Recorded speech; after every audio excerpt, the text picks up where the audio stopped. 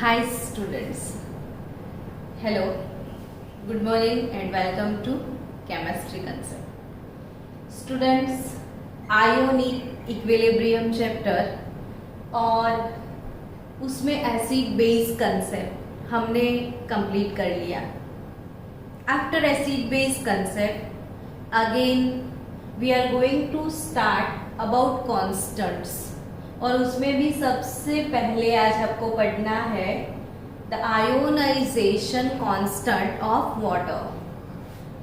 Ionisation constant of water इसे आप ionic product of water बोल सकते हो और आयोनिक प्रोडक्ट ऑफ वाटर का सिंबल होगा KW. क्यों? ये पढ़ने का है ना. हमेशा कभी भी कुछ भी पढ़ते हो तो आपका कॉमन क्वेश्चन होता है कि मैम इसे क्यों पढ़ने का है ना. स्टूडेंट्स, अगर आज आप ये टॉपिक नहीं पढ़ते हो, मिस कर लिया, तो समझो अब 12th में आपको एक चैप्टर आने वाला है इलेक्ट्रोकेमिस्ट्री. इलेक्ट्रोकेमिस्ट्री चैप्टर में बहुत सारे सम्स है, पीछे 60 और 80 जितने सम्स है एक्सरसाइज में, और उस सम्स के अंदर पीएच कैलकुलेट करना है आपको कंपलसरी. और उसमें भी अगर आप KW नहीं जानते हो तो चैप्टर 2 के जो प्रॉब्लम्स है वो सॉल्व नहीं कर पाओगे. सो KW आज बहुत अच्छे से प्रिपेयर कर लेना. जैसे ही लेक्चर खत्म होता है एक दो बार थियरी रिवाइज कर लेना, रिपीट भी कर लेना, ताकि KW क्या है वो बहुत अच्छे से आपको पता चल जाए. एम्फोटेरिक नेचर के बारे में सुना है Prince? What is amphoteric nature? Acidic भी लगता है, बेसिक भी. हाँ, तो जिसका नेचर एसिडिक भी है, जिसका नेचर बेसिक भी है. अब तक हमने वो जो कंसेप्ट पढ़ा एसिड बेस कंसेप्ट, उसमें अगर मैं आपको याद करवाऊं Bronsted Lowry concept of acid and base. कौन सा कंसेप्ट की मैं बात कर रही हूँ? Bronsted Lowry concept of acid and base. तो acids are such substances which donates proton. Acid किसको बोलते थे बच्चों हम? कि जो प्रोटोन डोनेट करे वो एसिड. तो बेस क्या? तो ऑब्वियसली जो प्रोटोन को एक्सेप्ट करता है. तो अब वाटर की बात की जाए, जब भी हम ब्रॉन्स्टेड-लॉरी कंसेप्ट पढ़े थे तब हम एसिड के अंदर वाटर यूज करते थे, एसिड के साथ वाटर यूज करते थे. जैसे देखो बच्चों कि आप लिखोगे HCl प्लस H2O, ठीक है? तो क्या मिलेगा आपको? H3O plus Cl minus. H3O plus Cl minus. चलो मेरे को ये बताओ कि किसने प्रोटोन डोनेट किया? Hydrochloric acid. एसिड ने. HCl ने प्रोटोन डोनेट किया, तो ये एसिड और ये क्या हो गया? बेस. अब HCl जो एसिड है उससे ये वाला जो स्पीसीज प्रोड्यूस हुआ Cl माइनस, तो ये है एसिड का कॉन्जुगेट बेस. एसिड का कॉन्जुगेट बेस. और बेस से जो स्पीसीज प्रोड्यूस हुआ वो कॉन्जुगेट एसिड. याद आ गया सब? ओके. फिर एक चीज और बताते चलो आपको कि HCl कैसा एसिड है वो बताओ ना मेरे को. स्ट्रॉन्ग एसिड है. तो ये स्ट्रॉन्ग एसिड है, इसका मतलब क्या हुआ? कि वो कंप्लीटली आयोनाइज हो चुका है. स्ट्रॉन्ग एसिड मतलब क्या? कि वो 100% आयोनाइज होता है, यानी पूरा पूरा डिसॉल्व हो गया. यानी इस साइड कुछ बचेगा नहीं? बचेगा मतलब पूरा HCl डिसॉल्व होके इस साइड आ जाएगा, यानी रिएक्टेंट साइड सब कुछ कम होगा और प्रोडक्ट साइड ज्यादा होगा. अब सोचो कि ये पूरा डिसॉल्व हो गया, यानी फॉरवर्ड रिएक्शन के बारे में आप सोच रहे होंगे मैडम आप क्या पढ़ा रहे थे, किधर आ गए, लेकिन प्रीवियस लेक्चर जो है उसका थोड़ा बहुत मैं रिवीजन करवा रही हूँ, जरूरी है, ठीक है। तो ये स्ट्रॉन्ग एसिड है, कंप्लीटली आयोनाइज हो चुका है, पूरा पूरा सब्सटेंस इस साइड आ चुका है। और अब सोचो रिवर्स रिएक्शन के बारे में, तो रिवर्स रिएक्शन ज्यादा अमाउंट में होगा या फॉरवर्ड? फॉरवर्ड, क्योंकि ये पूरा डिसॉल्व हो चुका है, यानी इसकी प्रोटॉन को डोनेट करने की टेंडेंसी बहुत ज्यादा है, समझ चुके हो, क्योंकि ये कैसा एसिड है, स्ट्रॉन्ग, यानी उसकी प्रोटॉन डोनेट करने की टेंडेंसी बहुत ज्यादा है। अब ये रिवर्स में नहीं जा रहा है, तो Cl माइनस मिला, Cl माइनस जो कॉन्जुगेट बेस है वो प्रोटॉन एक्सेप्ट करके HCl बनाएगा, यस और नॉट? तो Cl माइनस ये पूरा पूरा इक्विलिब्रियम इस साइड रहेगा, रिवर्स डायरेक्शन में नहीं जा रहा है। मतलब क्या हुआ, Cl माइनस प्रोटॉन एक्सेप्ट बहुत ज्यादा नहीं कर रहा है, यानी वो कैसा बेस है, वीक बेस। तो मुझे क्या समझाना था कि अगर कहीं आपका एसिड स्ट्रॉन्ग है तो उसका कॉन्जुगेट बेस वीक होगा। क्या बोला मैंने? एसिड स्ट्रॉन्ग तो conjugate base weak, acid strong तो conjugate base weak. Completely done? Yes. Okay, अब देखो बच्चों, सपोज मेरे पास अमोनिया जैसा बेस है and if I am adding water here, क्या लगता है आपको क्या होगा?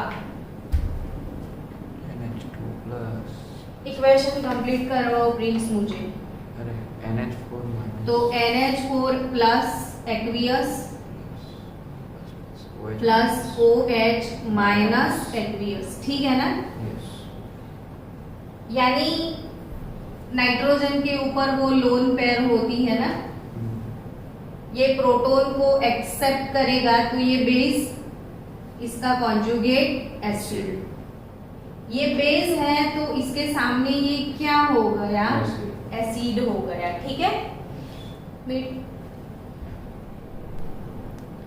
सो स्टूडेंट, आपने क्या नोटिस किया H2O के नेचर के बारे में? इधर H2O बेस है ना, वही बेस के सामने H2O क्या है, एसिड। यानी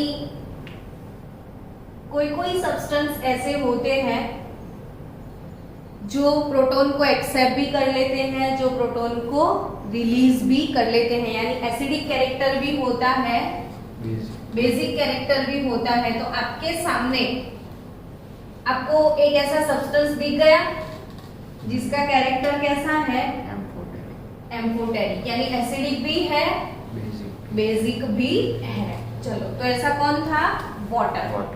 और आज का हमारा टॉपिक भी क्या है, the ionisation constant of water.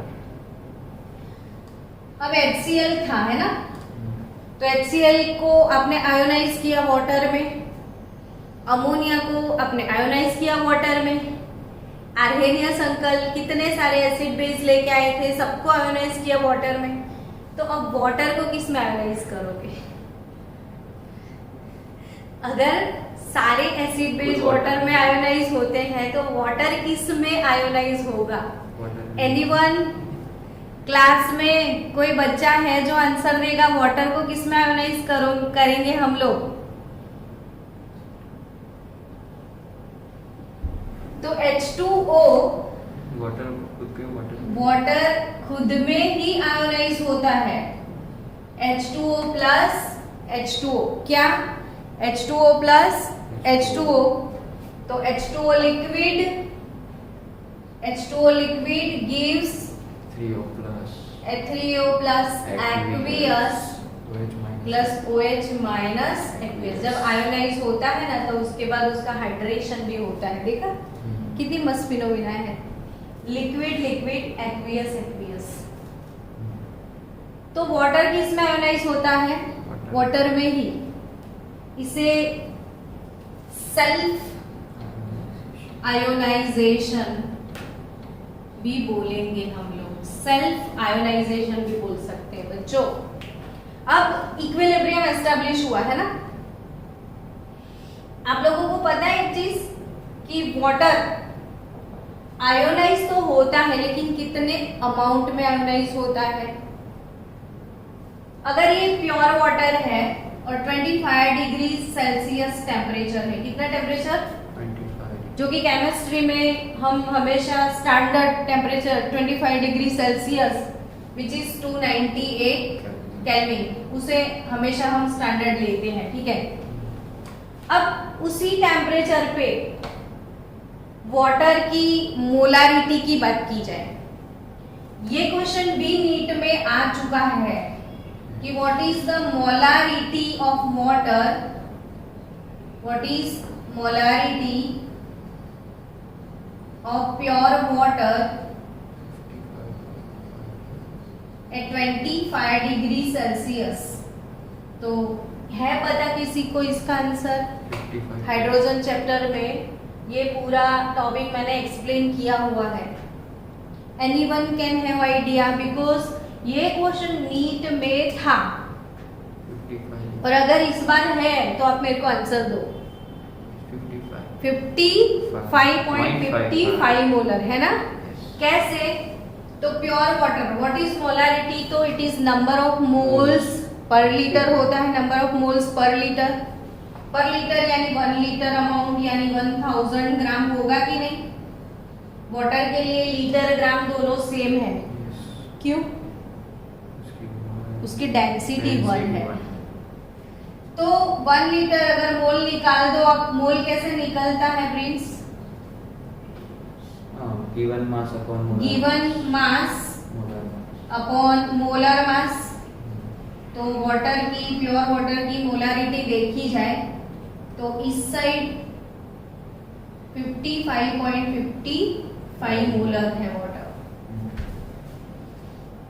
आप लोग देख सकते हो कि वाटर का कोई एक मॉलिक्यूल, देखो ये पहला वाला है, उसने प्रोटॉन एक्सेप्ट कर लिया तो ये एसिड हो गया, ये क्या हो जाएगा? बेस। ये एसिड का कॉन्जुगेट बेस, ये बेस का कॉन्जुगेट एसिड। तो प्योर वाटर की मोलारिटी क्या है? 55.55 मोलर।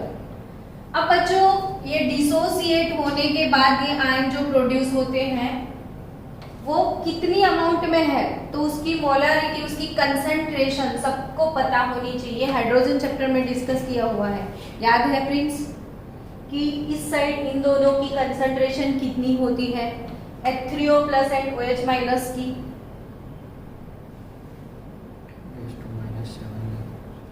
यस, किसने आंसर दिया? दे, मुंह से बोल बेटा।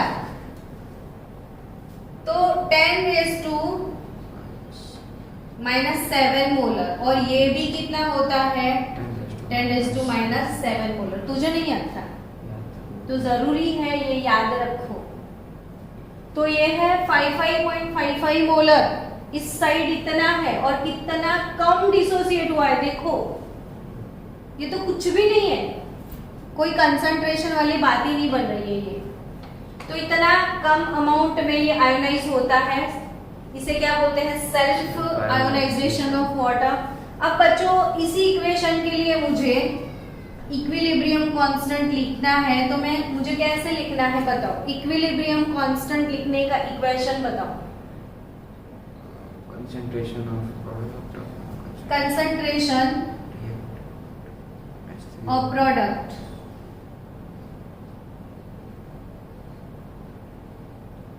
Upon OH minus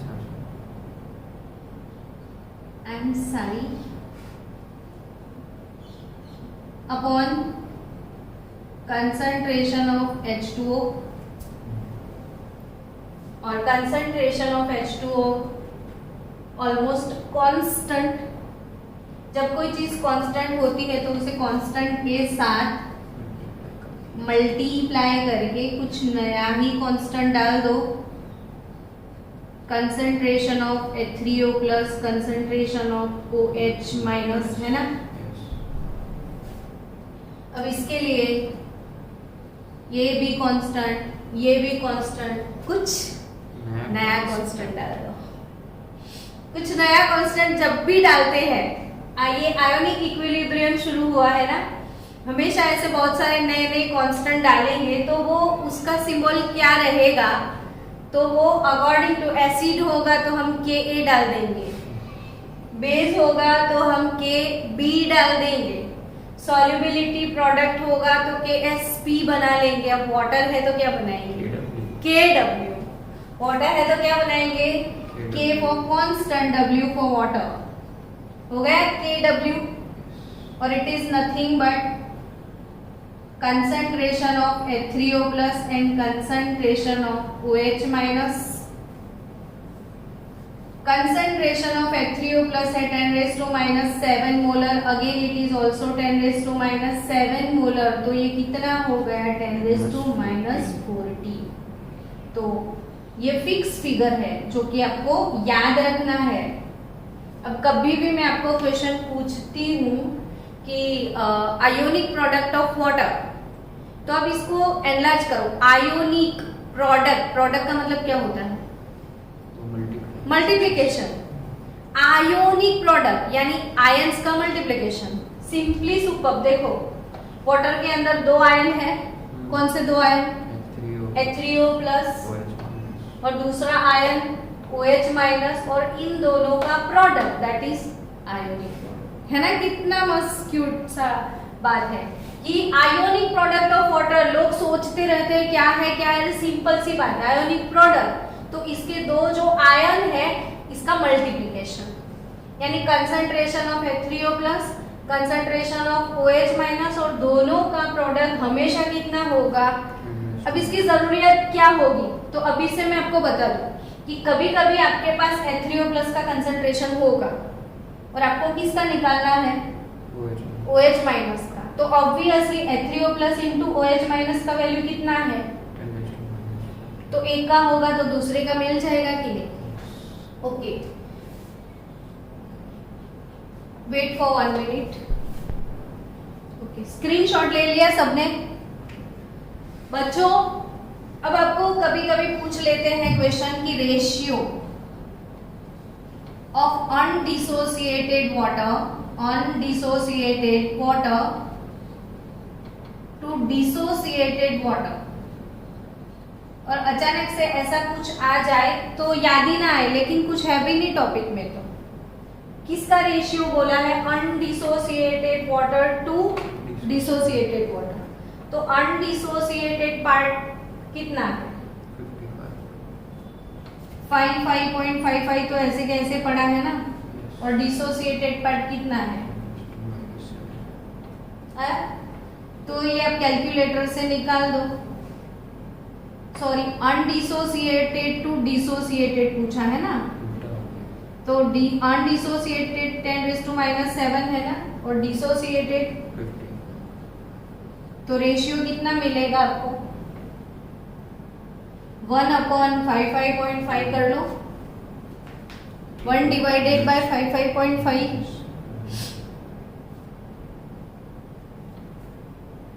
0.018।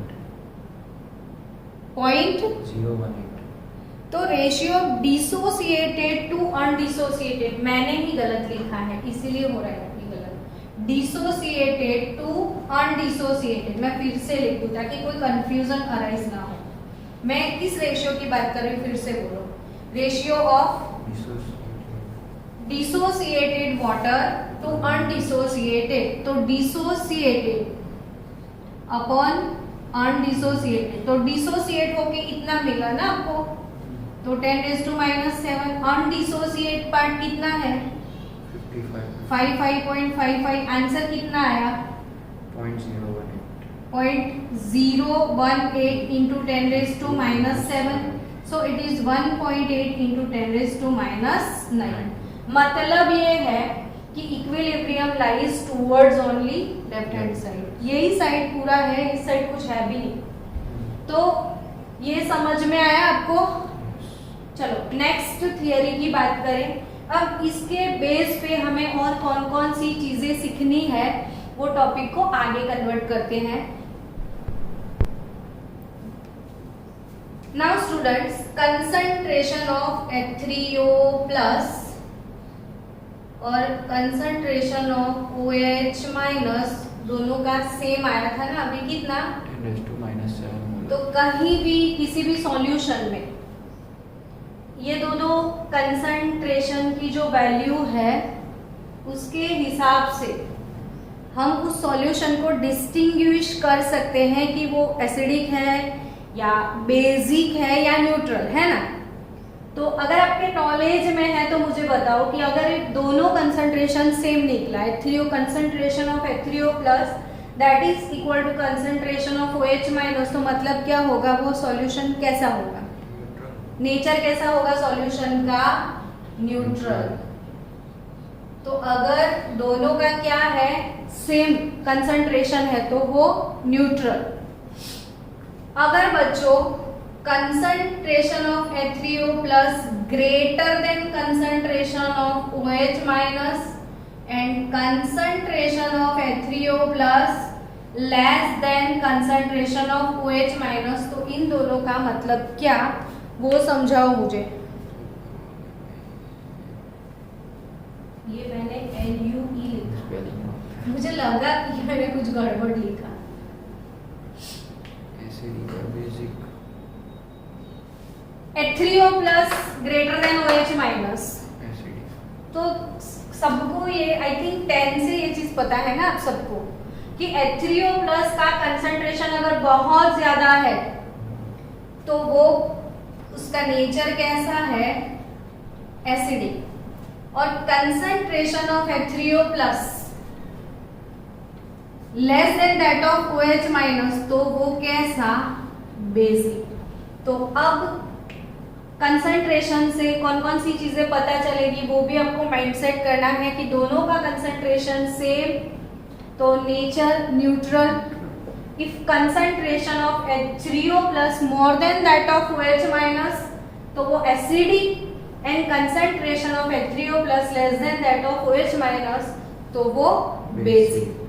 चलो अब नेक्स्ट थियरी में जाएंगे। Hello students, next topic is pH scale. PH scale वो भी बहुत ज़्यादा ज़रूरी है। पीएच कैसे कैलकुलेट करते हैं वो आपको 100% सीखना ही पड़ेगा, इसको आप अवॉइड नहीं कर सकते हो केमिस्ट्री से। पीएच सुन के तो आए हो है ना आप लोग, थोड़ा बहुत पता भी है पीएच के बारे में आप लोगों को। तो पीएच कैलकुलेट करने के लिए आपको कंसंट्रेशन चाहिए, और वो भी किसका कंसंट्रेशन जानते हो आप लोग, हाइड्रोनियम आयन का।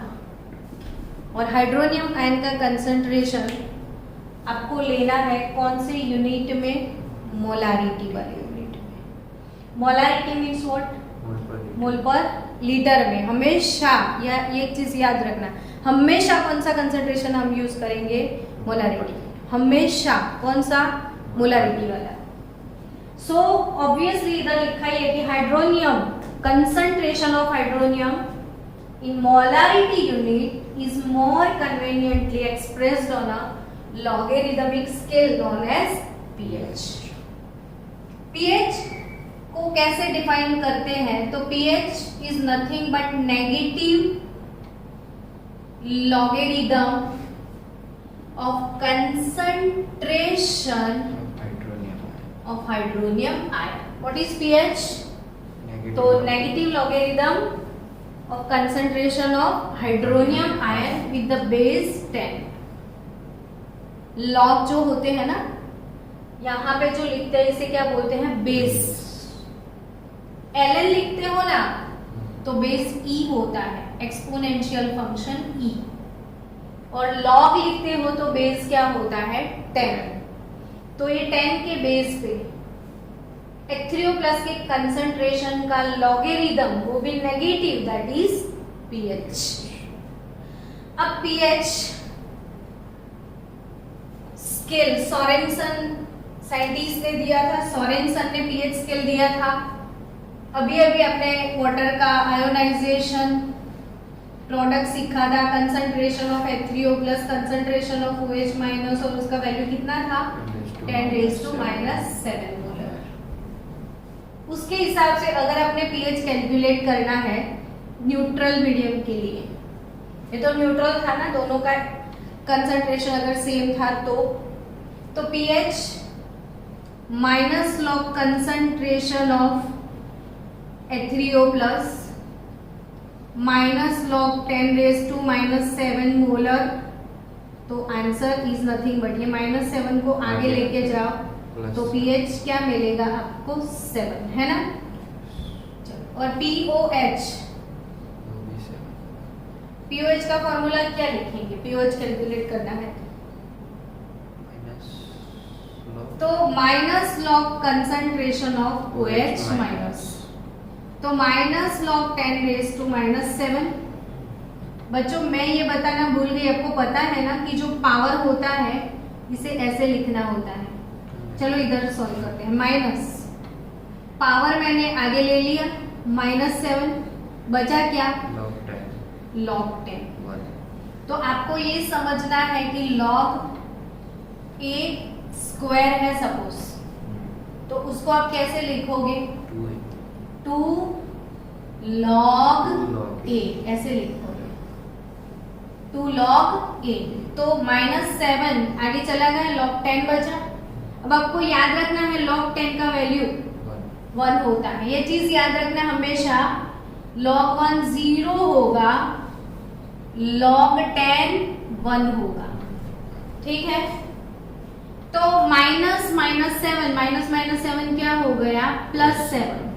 तो न्यूट्रल का pH और POH for neutral it is always 7 complete. तो फॉर न्यूट्रल pH और POH दोनों कैसे होंगे 7। अब और एक बात कि pH स्केल टोटल कहां तक है, बोलो कहां तक है, किसको पता है 14 तक।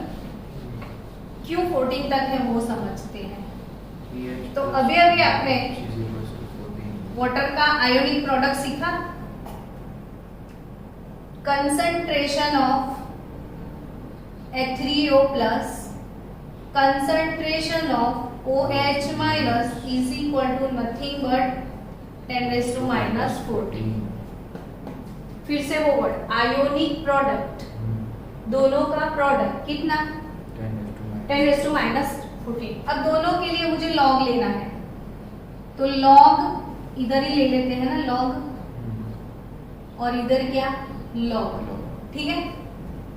अब log A इंटू बी क्या होता है, log A इंटू बी क्या होता है log A plus log B। तो log A into B log A plus log B होगा। So here it is log H3O plus log OH minus is equal to log 10⁻⁴। Done. अब पूरे equation को मुझे -1 से मल्टीप्लाई करना है, किस चीज से, तो ये नेगेटिव, ये नेगेटिव, ये नेगेटिव। मैंने ऐसा इसलिए लिखा कि मुझे नेगेटिव से मल्टीप्लाई करना है, मुझे ये प्लस तो प्लस ही रहेगा, उसको क्या फर्क पड़ेगा। -1 से मल्टीप्लाई किया ना मैंने सबको, तो minus log H3O plus it is nothing but pH plus POH minus log OH minus is nothing but POH। तो माइनस लॉग 10⁻⁴, -14 मैंने ऐसे लिख दिया, तो -14 के बदले क्या हो जाएगा 14। तो आ गई ये बात समझ में कि pH plus POH total value कितना है 14। कैसे आया पता चला आपको, आयोनिक प्रोडक्ट से। अब बच्चों मान लो pH और POH दोनों 7 पे है, तो वो तो न्यूट्रल है।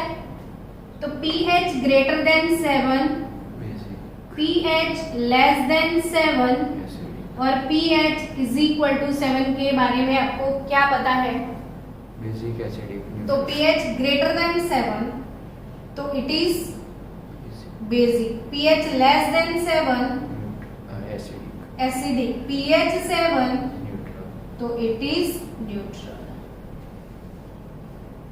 यानी pH स्केल बच्चों आपको याद रखना है कहां से कहां तक है, 0 to 40, 7 पे न्यूट्रल, ये 7 से डिक्रीज होगा तो एसिडिक कैरेक्टर इंक्रीज होगा, और 7 से इंक्रीज होगा तो बेसिक कैरेक्टर इंक्रीज होगा। यानी 7 से आप इस तरह आते हो तो एसिडिक बनते हो, 7 से आप इस तरह जाते हो तो क्या बनते हो, बेसिक बनते हो, और 7 पे होते हो तो क्या है, न्यूट्रल। तो कंसेप्ट क्लियर हो गया। Ionic equilibrium of water completely clean, और पीएच क्या है, पीओएच क्या है, वैल्यू क्या है। तो मिलते हैं कल के लेक्चर में, how to calculate pH of strong acids and strong base. Calculative part होगा, कंपल्सरी लेक्चर अटेंड करना, बहुत मजा आने वाला है कल आपको।